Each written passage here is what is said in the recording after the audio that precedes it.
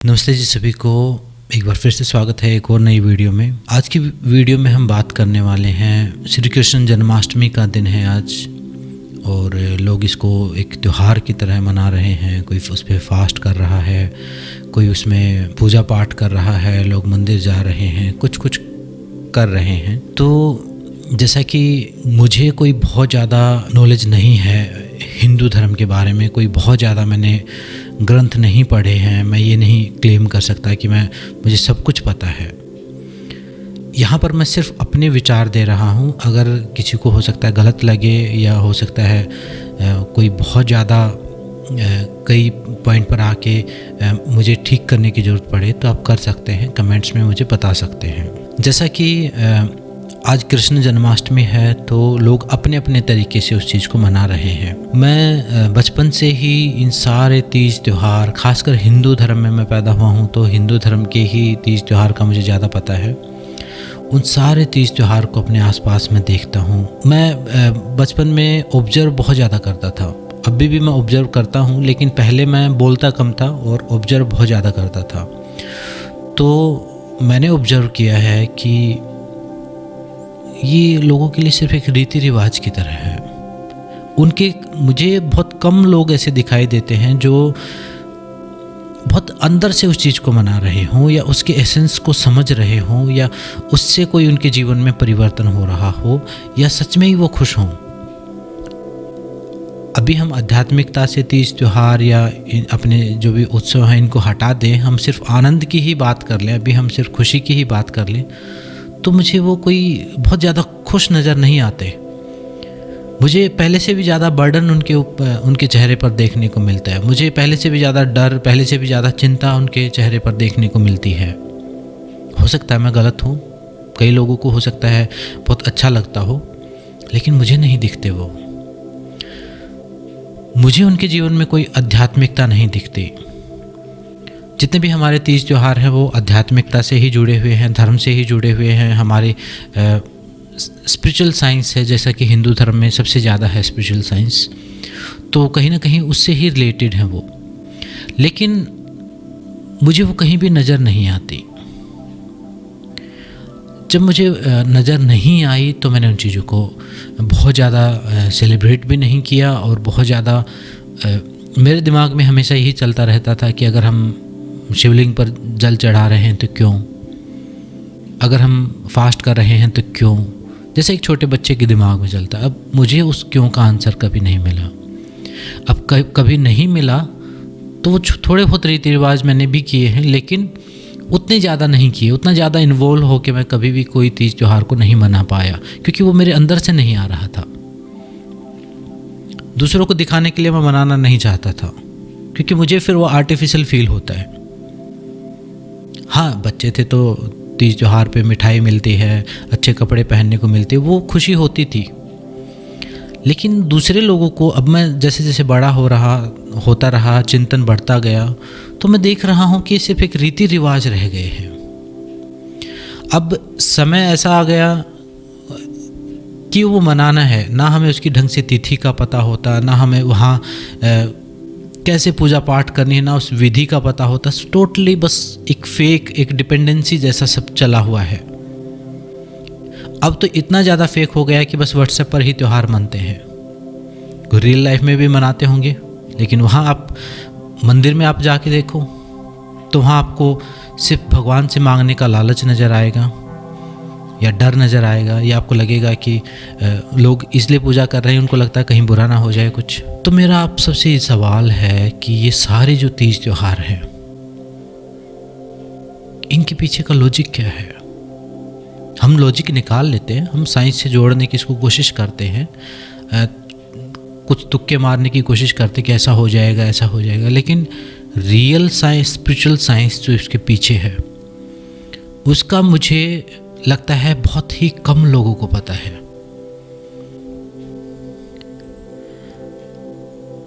अब धीरे धीरे लोग समझ रहे हैं। हमारे ऋषि मुनियों ने फास्टिंग तीज त्यौहार पर, एकादशी पर, कभी महीने में कई सारे फास्ट वो वैसे ही करवा देते थे। अब लोग उसको हेल्थ और वेलनेस के लिए कर रहे हैं। अब उसको शरीर को स्वस्थ करने के लिए कर रहे हैं, इंटरमिटेंट फास्टिंग के रूप में कर रहे हैं। पहले लोग वैसे ही 2 टाइम खाना खाते थे, अब वो पैसे दे के वो सलाह ली जाती है कि 2 टाइम खाना खाओ, इतने घंटे की फास्टिंग करो। पहले हमारे ऋषि मुनियों ने उसको फ्री में ही बता दिया था। और जो बड़े फास्ट हैं या कई कई दिन के जो फास्ट हैं, जैसे नवरात्रों के जो फास्ट हैं, मैंने इन दिनों में अपनी ऊर्जा में परिवर्तन होते देखे हैं। जब हम शिव की पूजा कर रहे होते हैं तो वो भाव मैंने अपने अंदर महसूस किया है।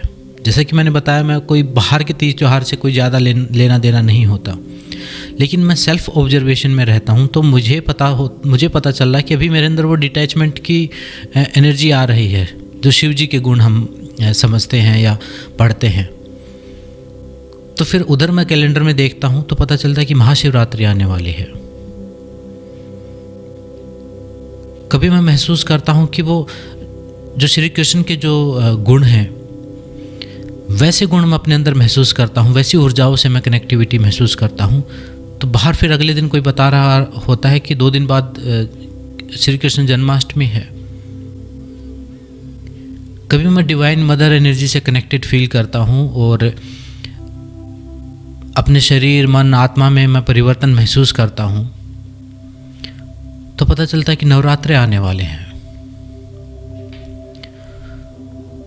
तो ये जो 30 त्योहार बने हुए हैं, ये कोई तुक्के से नहीं बना दिए गए हैं, ना ही किसी पंडित पुरोहितों ने सिर्फ बना दिया हो, इतना भी नहीं है। ये हमारे ऋषि मुनियों ने बनाए हैं। हाँ, हमें नॉलेज नहीं रहेगी तो फिर लोग फ़ायदा भी उठाएंगे उस चीज़ का, मैनिपुलेट भी कर देंगे उस चीज़ को, घुमा फिरा भी देंगे, आपको डरा भी देंगे, ये नहीं करोगे तो ये हो जाएगा, ये नहीं करोगे तो ये हो जाएगा। जैसे बचपन में मैं कथा सुनता था, पूजा घर में बैठ के कथा बोलते हैं, तो मैं छोटा बच्चा था तो वहाँ पे बैठ के हूँ करता रहता था। तो वो कथाएं बड़े ध्यान से मैं सुनता था, तो मुझे लगता था कि ये तो बड़ी खतरनाक बात है कि अगर आपने ये फास्ट अगर बीच में तोड़ दिया तो कोई मर जाएगा। मतलब चीज़ों को मैनिपुलेट भी किया गया है, भय का भी उपयोग किया गया है, लेकिन उनके पीछे एक सच्ची आध्यात्मिकता, एक सच्ची साइंस, एक स्पिरिचुअल नॉलेज छुपी हुई है। इन सारे तीज त्योहार के लिए है ये बात। कुछ आर्टिफिशियल तीज त्यौहार भी हो गए हैं, कुछ जैसा कि मैंने बताया धार्मिक मैनिपुलेशन भी चलती रहती है, तो कुछ चीज़ें ऐसी भी होती हैं कि जो आर्टिफिशियल कभी थे ही नहीं वो तीज त्यौहार, वो बाद में बना दिए गए हैं।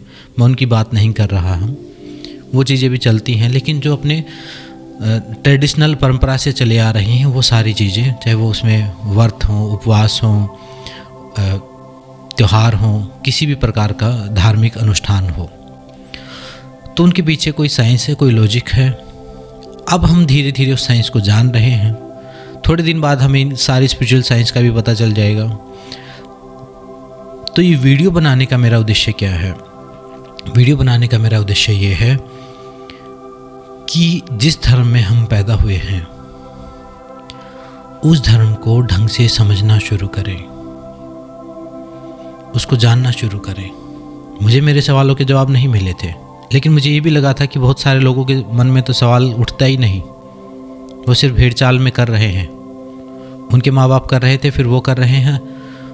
और कभी कोई मेरे जैसा कोई व्यक्ति हुआ, उसके मन में सवाल उठा तो वो करेगा नहीं, वो नहीं करेगा तो उसके बच्चे नहीं करेंगे, और ऐसे तो धर्म लुप्त हो जाएगा हमारा। अब आने वाली जनरेशन तो नहीं करेगी, उनको एक लॉजिक देना पड़ेगा, आपको एक लॉजिक देना पड़ेगा, एक प्रमाण देना पड़ेगा। वो इतना कहने से नहीं मानेंगे कि हमारे पूर्वज करते थे, वो इतना कहने से नहीं करेंगे कि आपके धार्मिक ग्रंथ में ये चीज़ लिखी हुई है या भगवान ने ये कहा था, उस महापुरुष ने ये कहा था। नहीं, उनको लॉजिक देना पड़ेगा, उनको रिसर्च देना पड़ेगा। और रिसर्च का मतलब सिर्फ यही नहीं कि कुछ केमिकल्स को समझ लिया तो वो साइंस वाला रिसर्च। आगे रिसर्च की परिभाषा मैं धार्मिक यानी स्पिरिचुअल रिसर्च की बात कर रहा हूँ। हमें उस ऊर्जा को समझना पड़ेगा। अब समय आ गया है, शरीर को हमने समझ लिया, भौतिक चीज़ें जो दिखती हैं उनको समझ लिया, एटम्स को हमने समझ लिया। अब हम अपने अंदर जो एटॉमिक एनर्जी है, जो स्पिरिचुअल एनर्जी है, उसको समझना शुरू करें।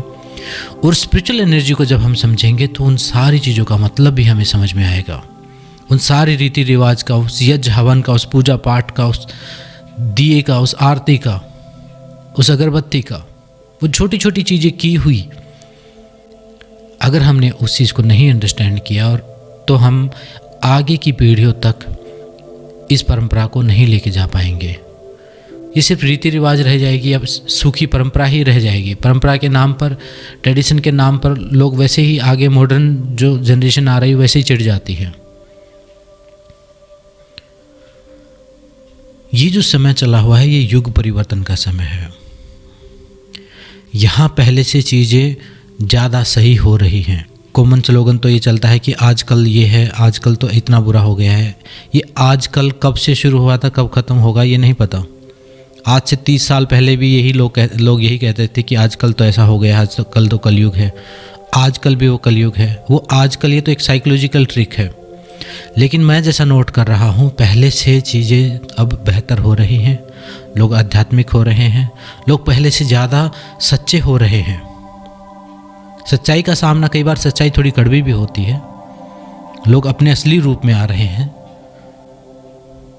कम फेक हैं। प्रोफेशनल लेवल पर तो झूठ सच हर चीज़ करनी पड़ती है, क्योंकि वो तो एक व्यवसाय हो गया। लेकिन पहले से चीज़ें ज़्यादा ठीक हो रही हैं। पहले से ज़्यादा लोग मेडिटेशन कर रहे हैं, पहले से ज़्यादा लोग योग कर रहे हैं, पहले से ज़्यादा लोग खुद के बारे में सोच रहे हैं, मैं कौन हूँ इस बारे में सर्च कर रहे हैं। गूगल पर भी जो स्पिरिचुअल कीवर्ड्स हैं वो बढ़ रहे हैं। लोग हर चीज़ के पीछे की साइंस को जानना चाहते हैं। तो अब वो समय आ गया है जब हमें अपने धर्म के पीछे की साइंस को खोजना है और उसके कुछ प्रमाण, उसके कुछ रिसर्चेस, उससे रिलेटेड जो भी चीज़ें हैं। और ये बात सिर्फ धर्म, कोई हिंदू या मुस्लिम धर्म की बात नहीं है। धर्म का मतलब है जो स्पिरिचुअल प्रैक्टिसेस हैं उनको जागृत करने का समय आ गया है। अब लोग साधनाएं करते हैं। आज से 10-15 साल पहले कोई नहीं करता था, कोई करता था छुप के अपने घर में। लेकिन अब मैंने देखा है बहुत सारे लोग करते हैं साधना। कोई विपस्सना कर रहा है, कोई गायत्री साधना कर रहा है, कोई प्राणायाम की साधना कर रहा है, कोई गीता पर रिसर्च कर रहा है। अब चीज़ें पहले से ज़्यादा साइंटिफिक हो रही हैं। तो मेरा आप सबसे कहना ये है कि ये जितनी भी हमारे रीति रिवाज, धार्मिक लेवल पर जो प्रैक्टिसेस चली हुई हैं, उन सबको लुप्त नहीं होने देना है। उनके पीछे की साइंस को जानना है, उनके पीछे के लॉजिक को जानना है, और वो लॉजिक अपनी आने वाली परंपरा में, आने वाली पीढ़ियों को देना है।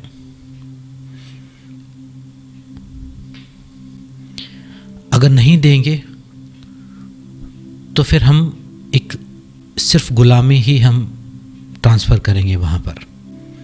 क्योंकि जब हमारे पास कोई कॉन्सेप्ट नहीं होगा तो उनको वो कॉन्सेप्ट मानना पड़ेगा जो पता नहीं ठीक है कि गलत है, उनको ही फॉलो करना पड़ेगा। इतने बड़े लेवल पर धर्म परिवर्तन हो रहे हैं, वो भी एक सच्चाई है। तो अपने सनातन धर्म की साइंस को हमें जागृत करना पड़ेगा, इस पर रिसर्च करना पड़ेगा, उस चीज़ों के बारे में समझना पड़ेगा हर व्यक्ति को अपने लेवल पर। अगर आज कृष्ण जन्माष्टमी है तो आप श्री कृष्ण के बारे में सारी चीज़ें जानें। एटलीस्ट आज के दिन तो रिसर्च करें, आज का दिन तो श्री कृष्ण को दें, उनके बारे में पढ़ें, उनके पीछे की रियल असली सच्चाई क्या थी, अफवाहें क्या हैं। क्योंकि मैंने कहा जैसा मैनिपुलेशन हुआ है, बहुत सारी चीज़ें गलत भी प्रचार हो गया है, तो सच्चाई क्या है उस चीज़ को जानना है। और उस तीज त्यौहार की जो प्रामाणिकता है या प्योरिटी है वही आगे की पीढ़ियों को हमें ट्रांसफ़र करनी है, और एक लॉजिक के साथ, एक वजह के साथ, ताकि हमें उनको ज़बरदस्ती फास्टिंग ना करानी पड़े, ताकि हमें ज़बरदस्ती ये ना कहना पड़े बेटा हाथ जोड़ लो मंदिर में, भगवान बुरा मान जाएगा, नुकसान हो जाएगा, कि एक्सीडेंट हो जाएगा या फेल हो जाओगे, डर ना दिखाना पड़े। ये तो अज्ञानता है। वो खुद से करें ये चीज़ें, उनके अंदर से वो चीज़ आए। और वो कब करेंगे? जब आप पहले खुद करेंगे उसी भाव से, और फिर उस चीज़ के पीछे आप रिसर्च भी करेंगे, उसको पढ़ेंगे, उस धार्मिक ग्रंथ को पढ़ेंगे, किसी से पूछेंगे उसकी वाई क्यों है ये चीज़ ऐसी, उसको खोजने की कोशिश करेंगे। मेरे पास सारी चीज़ों के जवाब नहीं हैं, ना ही मुझे अभी भी सारी चीज़ों का नहीं पता है मुझे, लेकिन मुझे काफ़ी सारी चीज़ों का पता चल गया है।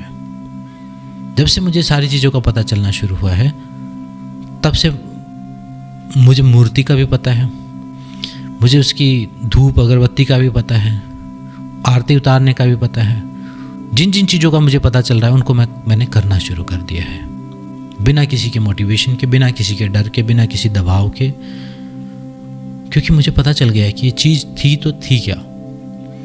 तो ऐसे ही हमें हर चीज़ का लॉजिक और हर चीज़ के पीछे की साइंस, खासकर अपनी धार्मिक जो साइंस है, स्पिरिचुअल साइंस को दोबारा से जागृत करने का प्रयास करना चाहिए हर व्यक्ति को अपने लेवल पर।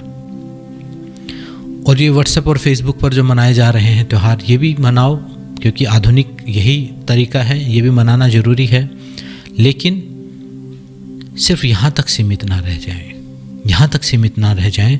और धर्म में से हमें डर को ख़त्म करना है।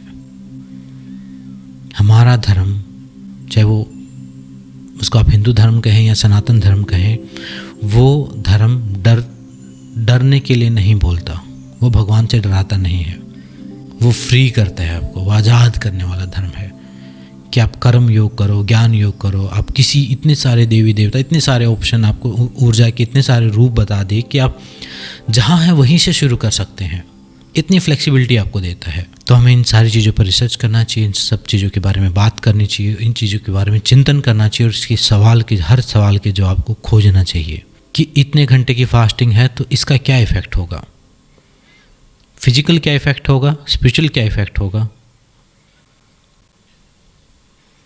और ये इसी टाइम में क्यों आता है। ऐसे हर चीज़ के लॉजिक को खोजने की हमें कोशिश करनी चाहिए। तो ये एक छोटी सी वीडियो थी अपने धर्म और तीज त्योहारों को लेके, तो मुझे लगा कि इस बारे में आपसे डिस्कस करूं। तो आपके जो भी विचार हों कमेंट्स में मुझे बताएं, और वीडियो अच्छे लगे तो उसको लाइक करें और चैनल को सब्सक्राइब करें, और दूसरों के साथ अगर आपको लगता है कि शेयर करने की ज़रूरत है तो आप शेयर कर सकते हैं। आज की वीडियो में इतना ही, मिलते हैं नेक्स्ट वीडियो में। ओम शांति शांति शांति। चैनल सब्सक्राइब करें और बेल आइकन प्रेस करें सारी वीडियोज़ की नोटिफिकेशन पाने के लिए।